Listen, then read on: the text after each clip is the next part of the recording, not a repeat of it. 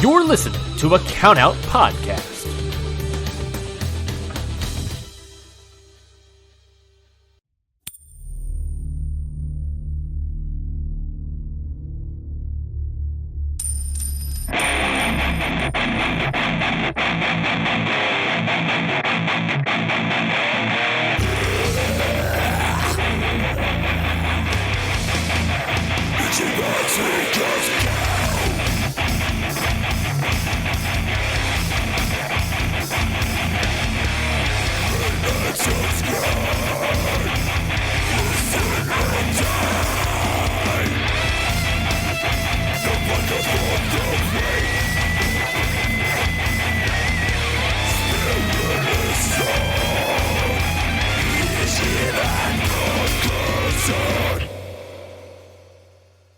Hello, people of the New Japan Pro Wrestling fandom. This is your good friend Curtis Spears from the Ichiban Sweet Cast, the sweetest cast that talks all about New Japan Pro Wrestling. And man, it's G1ndering time, and G1ndering is heating the fuck up. We're here to talk about Night 10, which was a B-block night, and it might be the best night of the tournament so far for me. I fucking love this one. Let's fucking go. We're going to talk all about it. G1ndering Night 10. Here we go. Night opens up. We got like a fucking log jam of people at 6 points to open up the night. So everybody's basically 3-2. It's fucking going. Here we go. First match. Oleg Boltin versus David Finlay. Two standouts of the tournament for me so far. And they're going up against each other. Now, this is a big spot for Boltin. Boltin, who has just graduated. Boltin, who is a champion in New Japan Pro Wrestling, a six-man tag team champion. But Boltin is also, he's still a baby, still developing. And David Finlay is a finished product. David Finlay is the white belt champion. And David Finlay basically, sees what Bolton's got. He's got a couple of really good knockdowns. He's got some great, power moves, throwing Finlay around. And then Finlay goes, yeah, but I got the fucking brain. And he rolls out of the ring. He instantly just cuts off all of that fucking, what's the word I'm looking for? All that momentum that Boltin starts building up. And then from there out, it's Finlay's game. Finlay's able to, he takes the kamikaze, kicks out of it. I don't like the kamikaze as a finishing move. I don't know why they're making it sound like it's this big move. It's a fucking, it's a transition move. He needs to use the verdict as his finisher, the F5. That would be fucking awesome. So Finlay kicks out of the kamikaze. Boltin rallies with a big German suplex. And then Finlay hits a huge powerbomb. Now, when I say huge powerbomb, I mean Finlay, who is gotta be like fucking 10, 15, 20 kilos smaller than Boltin, power bombs this dude and hits him with the overkill in like a swift motion. It was awesome. Like David Finlay, surprisingly one of the toughest dudes in the tournament, in the fucking entire heavyweight division. Like David Finlay's impressive as fuck. Pay attention. Next up, so that was 2 points for Josh. I believe Josh has David Finlay on the Gold Coast Hot Takes. So that was 2 points for Josh over me and my fucking boy Boltin. Come on, Boltin. Pull it out. Let's go. Fuck these guys up. Go on a Goldberg run. How about it? Next up, we had Yuya Uemura taking on El Phantasmo. Now, this is where El Phantasmo really shined, okay? He's got a pretty wild, like, open, free-flowing moveset, and Yuya, of course, is very strict with what he does. He puts himself in a situation where he only does very basic moves, and it still flowed really well. That's the thing about Uemura is Yuya Uemura, even though he's very bolted down to the basics, that means he can just flow with everybody. It's fucking wild. I love it. And Yuya was really having a great time. This match was back and forth.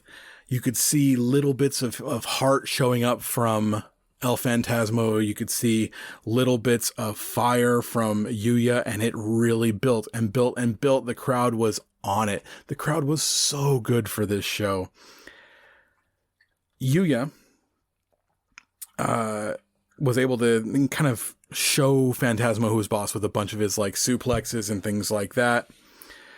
But Phantasmo landed, well, it was great because we had a Gabe Kidd on commentary, and Walker called it a burning hammer, and Gabe Kidd was like, "Don't you dare call that fucking move a burning hammer. That was not good enough to be called a burning hammer."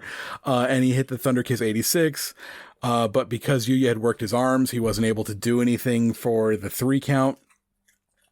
They get to their feet, strikes, suplexes, brutal lariats, and that beautiful drop kick. I mean, one of the best in the business. You've got Kevin Knight and Yu Emura, 2 gorgeous drop kicks from these kids. And then Yuya hits a dragon suplex, and he went for the deadbolt suplex, the underarm suplex that he's able to put Takeshita away with.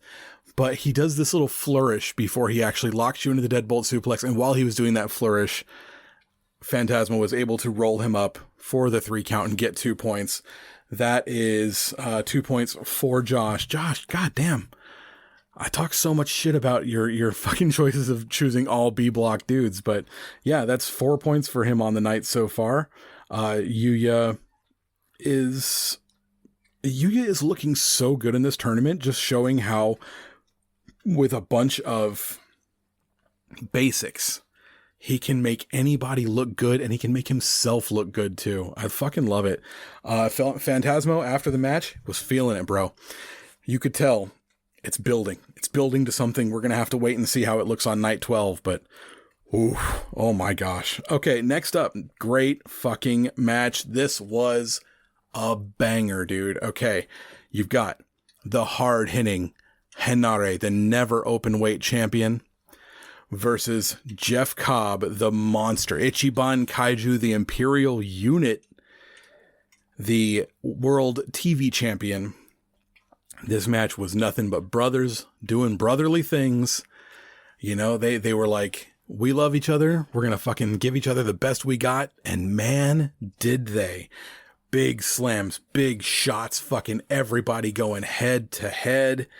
And in the end, Jeff Cobb got the final shot in with the Tour of the Islands for 3, but you can tell, like, they, not only was there respect there ahead of time, there was even more respect afterwards.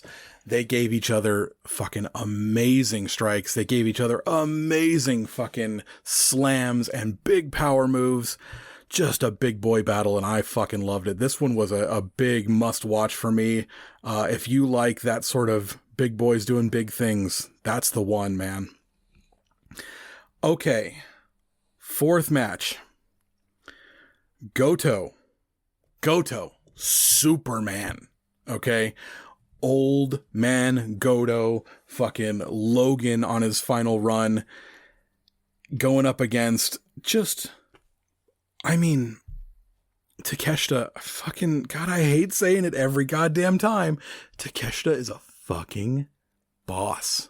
This kid, I say kid because he's younger than me, but he's not a kid. He's what, 30, 31, something like that. The dude he's a man. He's a man in his prime, and he's fucking killing it. It's going to make me so sad when he goes back to fucking AEW. God, I hate that. Anyway, this match, Goto versus Takeshita, may be one of the only matches that I like really go back to at the end of the year and be like, this one's going to do it. I feel like this one was a must watch. This one hit all 5 stars. This one was all sweet, no sour. I loved this. Super fucking heroic.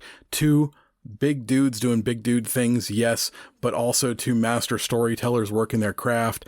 Also, 2 dudes who can fucking pick you up and put you down with the fire of 1,000 suns. Please watch this match. It was hella good, man. It was hella good. Goto versus fucking Takeshita. Like, this match was so good. Rafe says, I got to hurry up and get this out because if I don't talk about this match, he's going to do his own fucking G1ndering for this night so that he could talk about this match. That's how good this match was. Rafe wanted to work extra hard to talk about it. So that should tell you something. Yeah, so I won't spoil it for you if you haven't watched it yet. Goto wins, but it was the journey, not the destination there. What a fucking match. And then the final of the night, the main event, was Yota Tsuji and Ren Narita.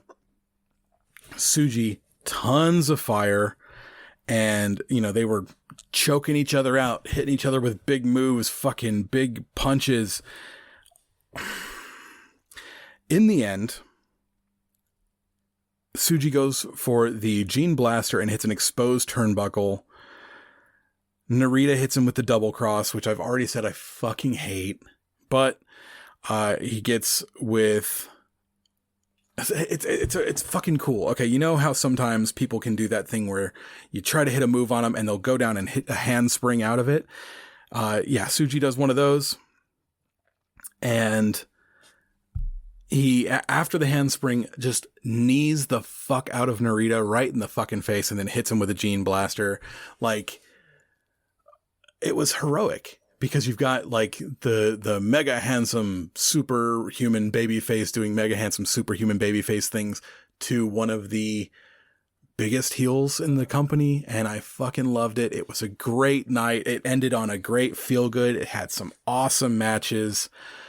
And at the end of the night, we look at the standings, and like I said, we had a log jam at 6 points to start the night, and now there are two people who are pulling out, and that's Jeff Cobb and David Finlay?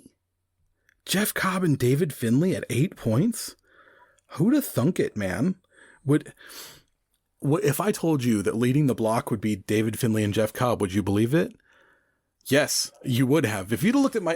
so when we did a draft, my rankings, I had Jeff Cobb and David Finlay both very high because I knew that they would be points getters. And yeah, I feel like I was completely represented there. I mean, unfortunately, I didn't get David Finlay for my team, but I did get Jeff Cobb, and I feel like him earning those big points, I completely expected it of him, and I'm glad it fucking paid off because fucking Jeff Cobb rules. So... Night 11 coming up. You'll hear about it all from Rafe. If you want to hear more from Rafe, you can check him out at the Faces and Feels cast, which is his interview series where he gets to know independent wrestlers on a more personal level. If you want to hear more from me, you can hear from me at Throwin' Dice Podcast, where I talk about all of my tabletop role-playing, tabletop wargaming, and all of my like painting hobbies and things like that goes with it. You'll hear about every game I play of Marvel Crisis Protocol or Blood Bowl or Warhammer, all of that stuff. If you would like to hear more from our friends, you can check out the Countout Podcasting Network, where we have shows like Your Dose of Death, Ring Post Radio, Stardom Road, the Jumping Knee Pod, all sorts of stuff where we talk about all sorts of wrestling. If you like wrestling, we got something for you.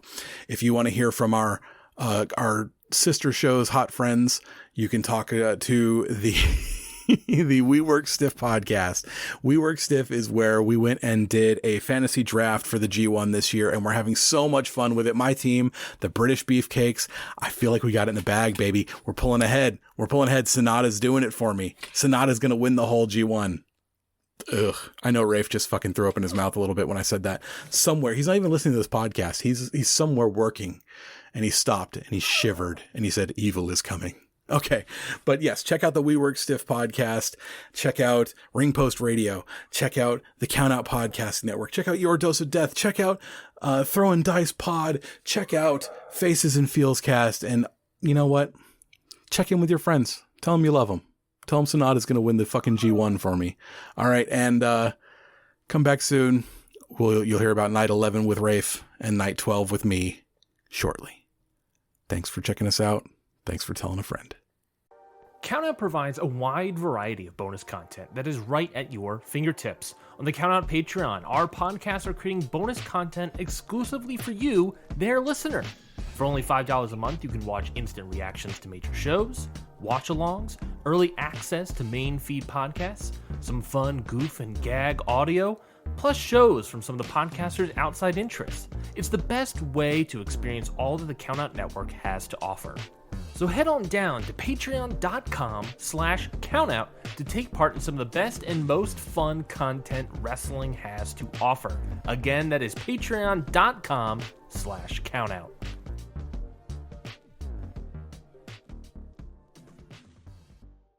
Every year, the Wrestling Observer Hall of Fame receives a new crop of potential inductees. And on our new Countout Patreon series titled The Ballot, it's our job to discuss whether or not these newbies should become Hall of Fame wrestlers.